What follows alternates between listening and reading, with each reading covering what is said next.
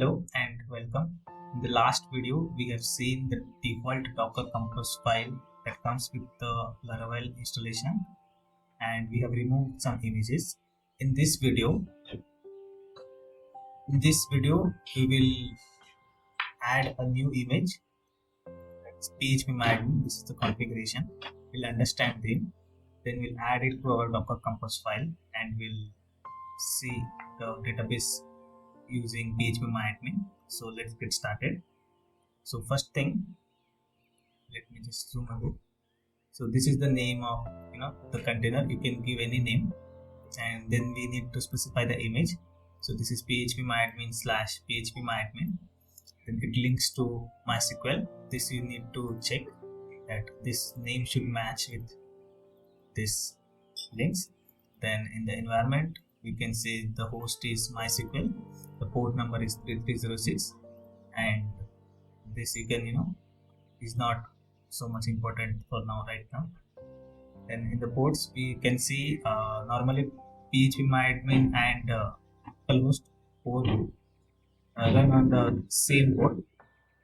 So what we'll do in the Docker environment, while accessing we will be using the 8081 port, but internally it will use the 80 port. So this will be the port available to us. So let's test it, and the network should be the same as the network of our file. So as you can see, we have a network called cell, and the driver is bridge. That means we can communicate between different containers easily. So let me just copy everything, okay, and let me just paste it after the mail hop. Enter, backspace. Make sure to follow the indentation. So as you can see, our code is not indented properly. So let me just select them, press tab. Now you can see it is properly indented. This one like this, modes, and yes. Okay, so let's test that. Let me just save that.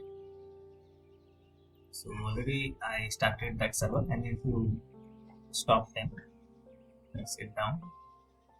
So it's stopping the container. Now let's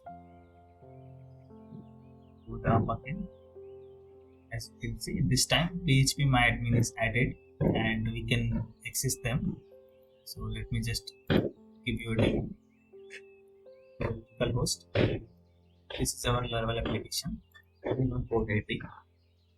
And once we type 8081, you can see we are able to access phpmyadmin. So the default username is cell and the default password is password. That you can define in your env file that we'll see in the next video, but it will be located somewhere here. So as you can see, this is our username and this is our password. And since we are using the Docker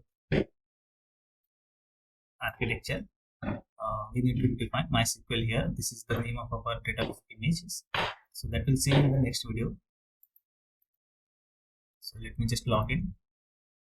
As you can see, it comes pre-defined databases. So testing and to-do list, and right now we do not have any tables.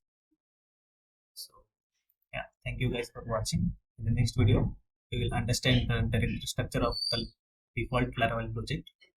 So stay tuned. Do like, share, and comment. See you guys in the next video.